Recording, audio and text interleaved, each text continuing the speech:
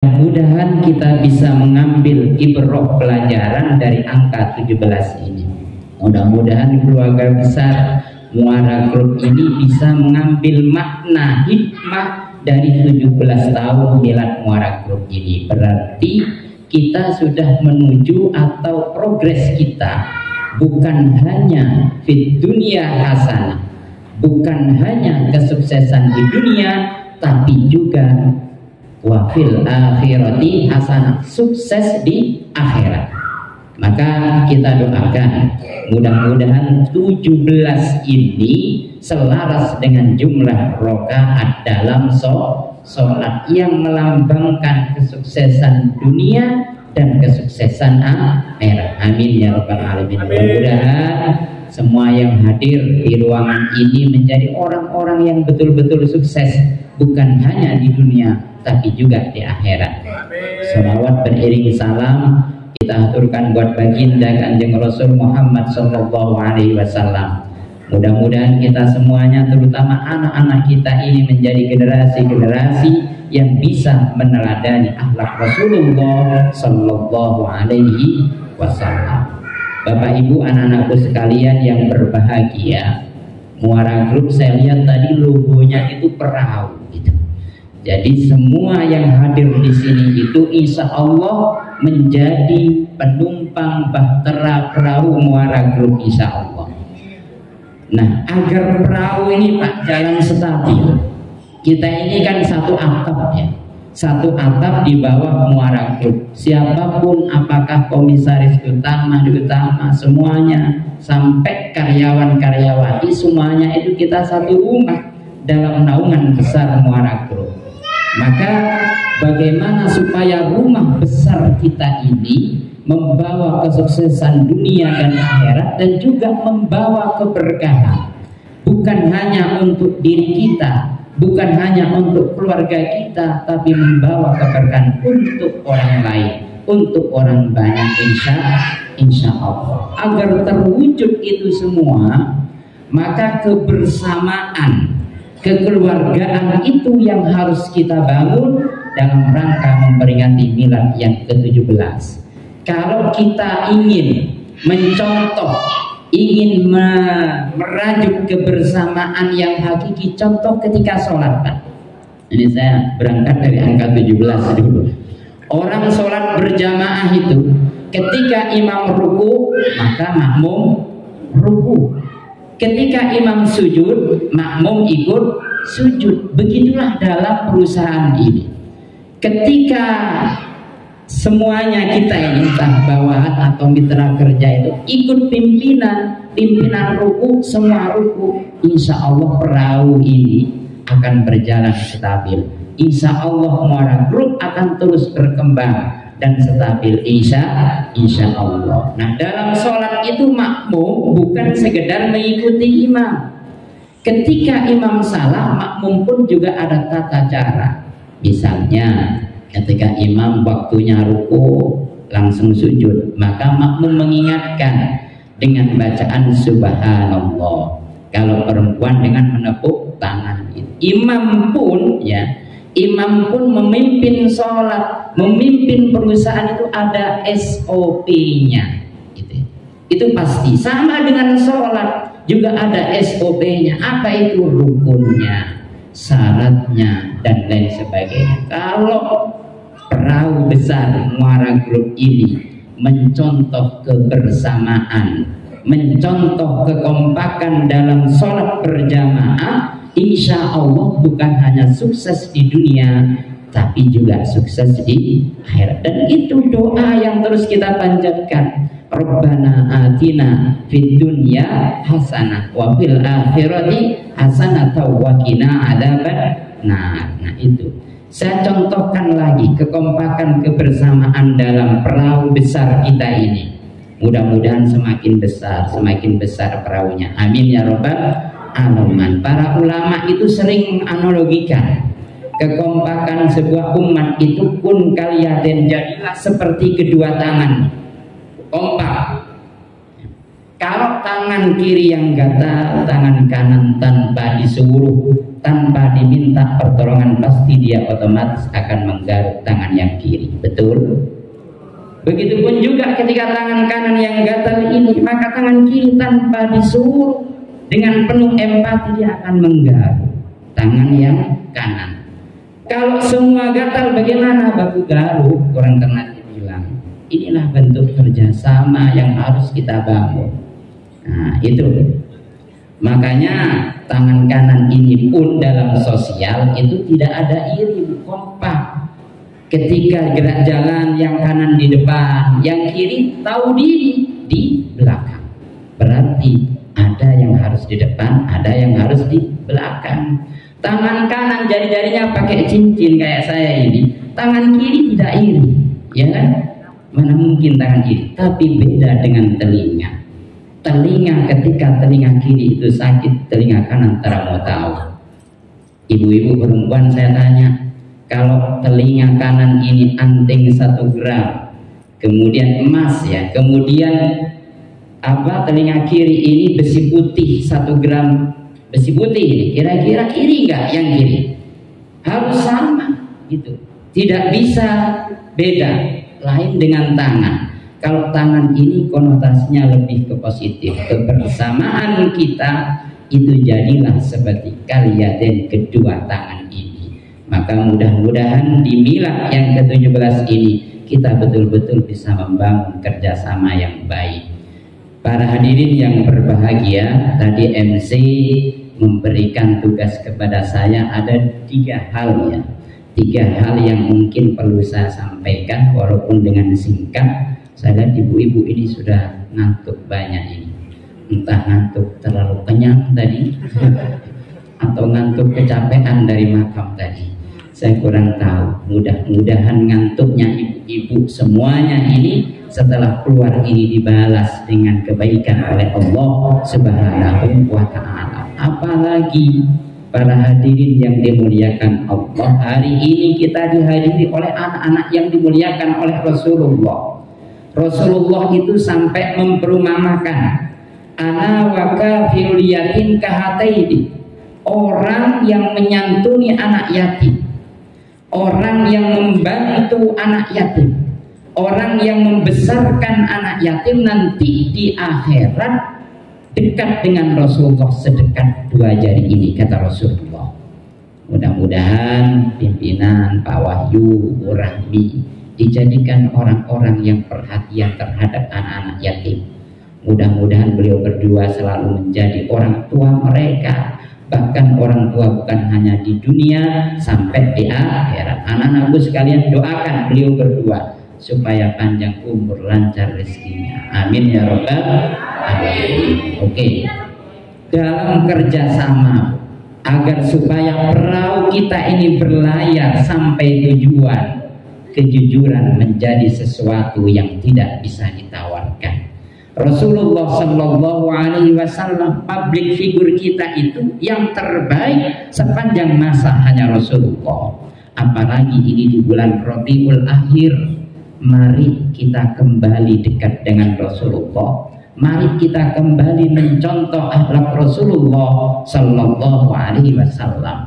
Rasulullah itu menjadi saudagar yang sukses, menjadi orang yang terpercaya jauh sebelum beliau diangkat Nabi. Bahkan Sayyidah Khadijah, seorang saudagar yang kaya raya di Mekah, cinta kepada Rasulullah, hatinya itu hanyut kepada Rasulullah bukan karena ketampanannya semata, tapi faktor utama yang menjadi kesuksesan Rasulullah itu maharnya. Ketika nikah dengan Khadijah, ratusan onta. Coba bapak-bapak pernah satu onta itu berapa puluh juta itu, bisa jadi ratusan juta. Ini ratusan onta, bukan main-main. Kenapa? Karena Rasulullah itu memang orang yang sukses sebelum nikah dengan Sayyidah Khadijah. Dan kunci keberhasilan Rasulullah, kunci sukses Rasulullah dalam menjadi entrepreneur, pengusaha, satu adalah kejujuran. Ini yang membuat Sayyidah Khadijah terbencut, kata orang Jawa, terkesima dengan Muhammad sallallahu alaihi wasallam. Maka Rasulullah sejak muda itu diberikan gelar Al-Amin. Apa artinya Al-Amin? Terpercaya.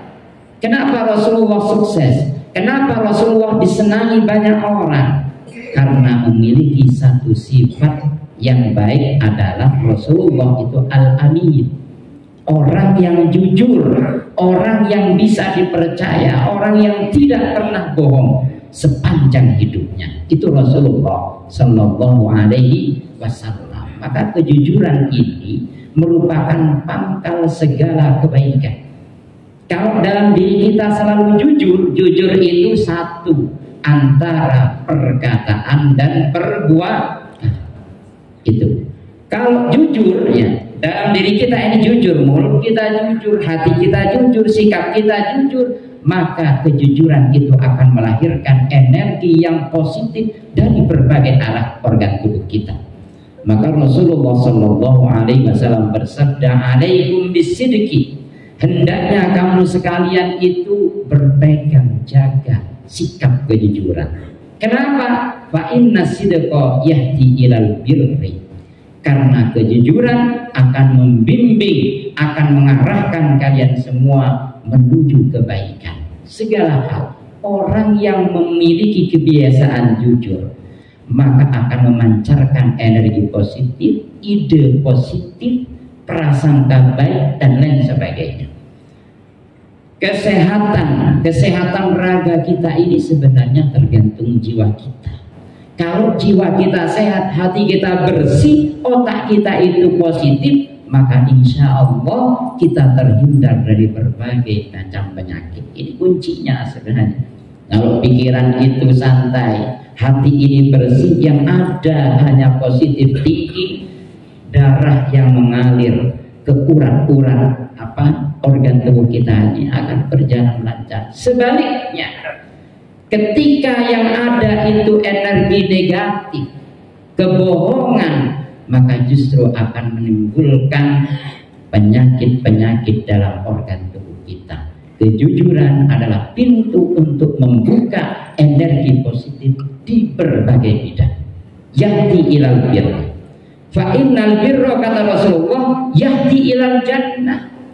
Kebaikan akibat kejujuran itu akan membawa seseorang ke surga. Bapak-bapak, ibu-ibu yang ada di sini ingin masuk surga, kata ada. Yang Korea ini mau masuk surga, kata ada. Mau masuk surga ya, mati dulu. Karena mungkin langsung masuk surga, ya Allah jadikan aku min ahli jannah, mati dulu. Sudah siap mati belum? Sudah siap mati belum? Siap gak siap? Kalau waktunya harus siap. Maka mati itu bukan sesuatu yang harus kita takuti. Kematian adalah sesuatu yang harus kita persiapkan. Dengan apa? Dengan sikap jujur. Fa'innal kadhiba, sebaliknya jauhi sifat ketidakjujuran, kebohongan, kedustaan, dan lain sebagainya. Karena apa? Fa'innal kadhiba yahdi ilal fujur. Kebohongan, kedustaan itu akan membawa kita, menggiring kita kepada kejahatan, kepada keburukan.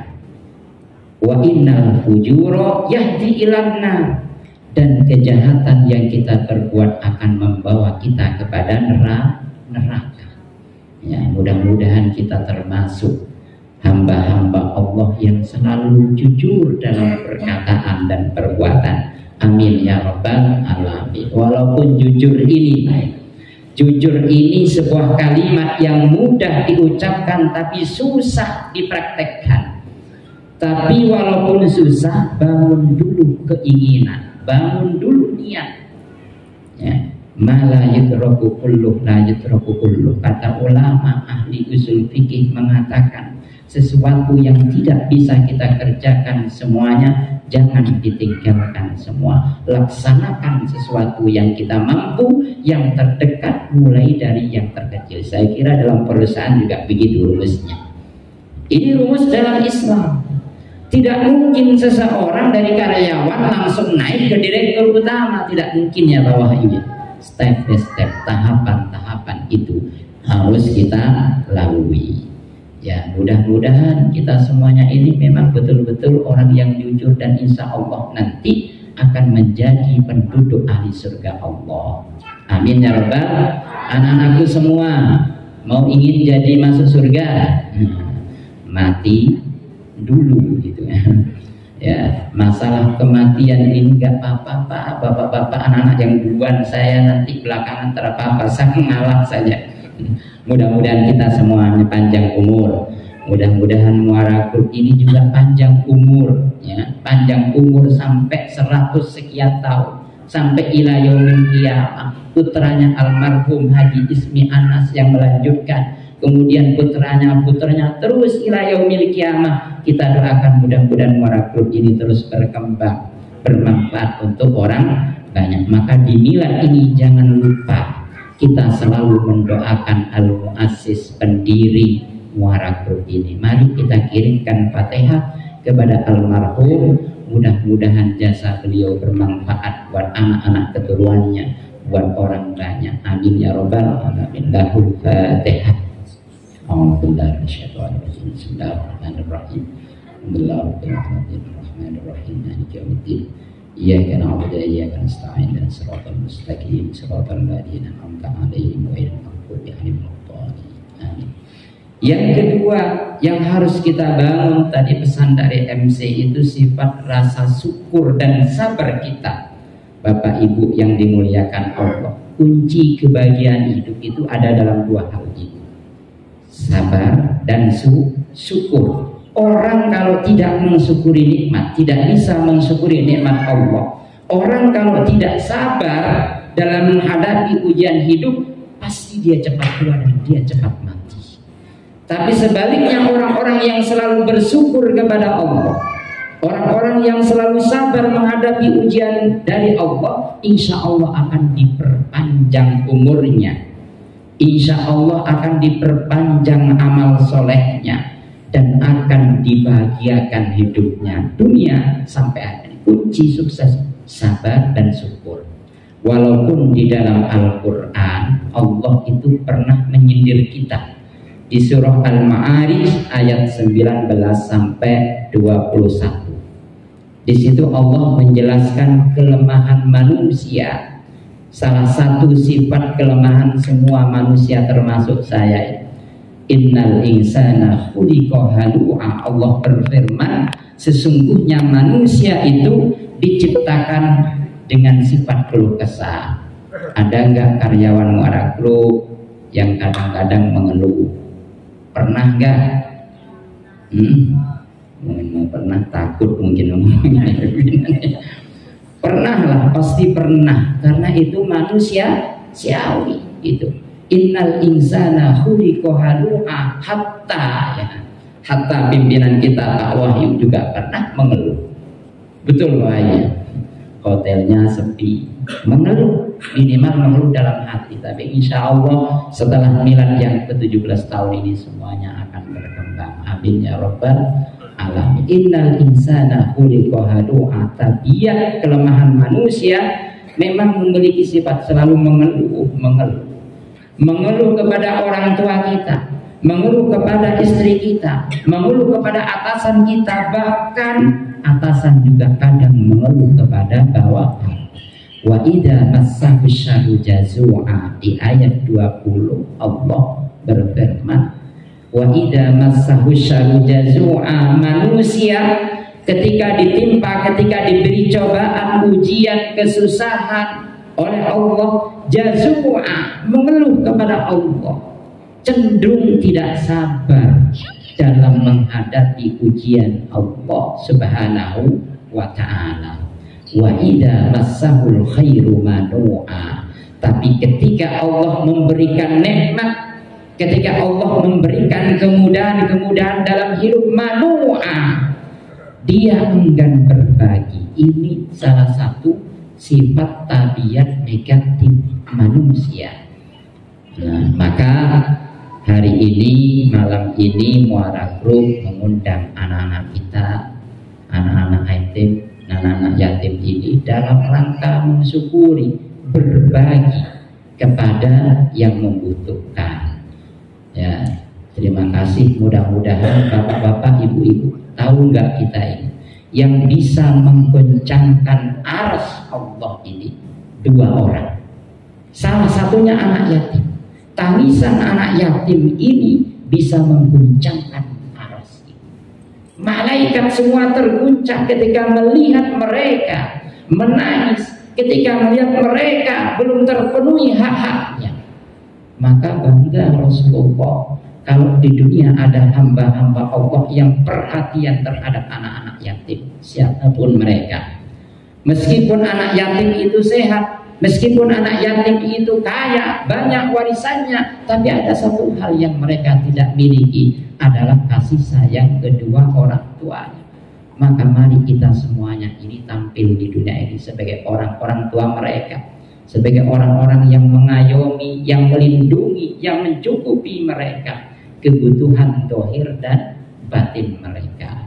Maka insya Allah dengan adanya rasa syukur Muara Club ini kan tujuan milad ini mulai beberapa mungkin hari yang lalu sampai tadi kita ziarah kubur, malam ini tadi Isya berzikir, mungkin sholat berjamaah itu memang dalam rangka tasakuran kita mensyukuri nikmat Allah. Kalau kita dalam hidup ini selalu mensyukuri nikmat Allah, apa janji Allah? La in syakartum la azidannakum. Ketika kamu bersyukur atas nikmat Allah, la azidannakum, maka akan aku tambahkan nikmatku. Kalau Muara Club ini semakin bersyukur, setiap milad ini berzikir, berbagi kepada anak-anak yatim, berbagi kepada kaum-kaum yang membutuhkan, insya Allah nikmat yang Allah titipkan ini akan ditambahkan oleh Allah Subhanahu wa ta'ala. Jangan sampai seperti hamba Allah yang disindir di dalam ayat 21 tadi, wa idza masaul khairu manu'a. Ketika diberikan nikmat dia enggan bersyukur, dia enggan berbagi kepada yang lain. Yang terakhir sabar. Yang terakhir nih, sabar itu para hadirin yang dimuliakan Allah ada tiga kata Imam Al-Ghazali. As-sabru ala salasati aujuh. Yang pertama sabrun ala musibah, sabar ketika kita menghadapi ujian. Ujian hidup itu ibu-ibu yang mudah-mudahan dimuliakan Allah, ujian itu bukan hanya kekurangan harta, bukan hanya masalah rumit dalam hidup ini, tapi kekayaan, kemudahan hidup juga ujian. Ingat di dalam Al-Quran Allah berfirman, inna ja'alna ma'adal ardi zinatan laha linabluwahum ayyuhum ahsanu amala. Sesungguhnya kami ciptakan keindahan, kemewahan di muka bumi ini, linabluwahum ayyuhum ahsanu amala, untuk menguji mereka, untuk menguji hamba Allah. Jangan dikira ujian hidup itu ketika kita kekurangan ekonomi, penghasilan, jangan. Kebanyakan harta yang Allah titipkan itu juga ujian dalam hidup. Jadi sabar ketika kita mendapatkan musibah. Musibah apapun, termasuk musibah ketika Allah pisahkan kita dengan orang-orang terdekat kita. Ketika kita kehilangan sesuatu yang kita cintai. Sabar itu bukan berarti pasif diam, tapi bagaimana sabar ini menyikapi ujian itu dengan penuh keteguhan jiwa, penuh kesabaran. Maka pahala sabar ini termasuk yang paling besar. Walanazziyanal ladzina sabaru bi ahsani ma kanu ya'malun. Sungguh Allah akan membalas dengan balasan yang terbaik bagi orang-orang yang sabar ketika menghadapi ujian hidup ini. Yang kedua, kata Imam Al-Ghazali, sabar wasobrun ala ta'ah, sabar menjalankan ketaatan. Sholat subuh, waktu subuh itu kan kita waktu berat-beratnya ya Bu ya, sholat ngantuk berat. Kalau tanpa kesabaran tidak mungkin kita bisa menjalankan perintah Allah dengan baik.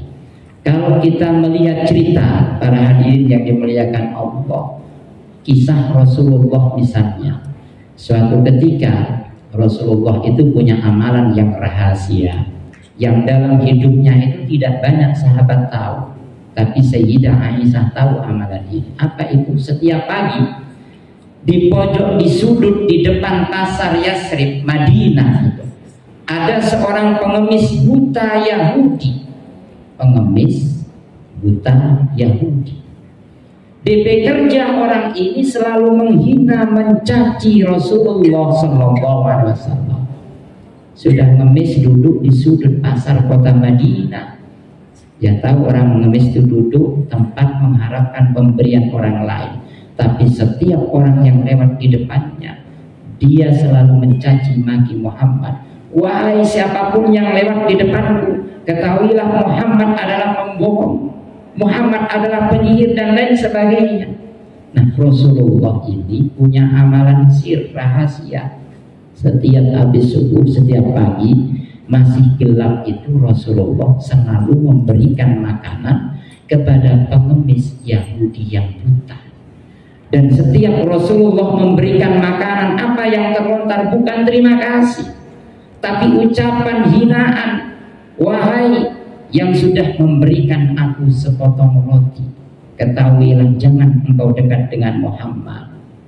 Dia pembohong, jangan engkau percaya apa yang dia katakan. Hampir setiap hari Rasulullah membawa makanan untuk menyuapi si pengemis buta Yahudi ini. Suatu ketika Rasulullah wafat. Setelah 1-2 hari Rasulullah wafat, Abu Bakar As-Siddiq, ayah daripada istri Rasulullah Aisyah, menghampiri Aisyah. Wahai putriku, istri Rasulullah, adakah sunnah Rasulullah yang belum pernah aku kerjakan? Wahai ayah, kayaknya semua yang pernah dilakukan Rasulullah itu telah engkau contoh, telah engkau laksanakan.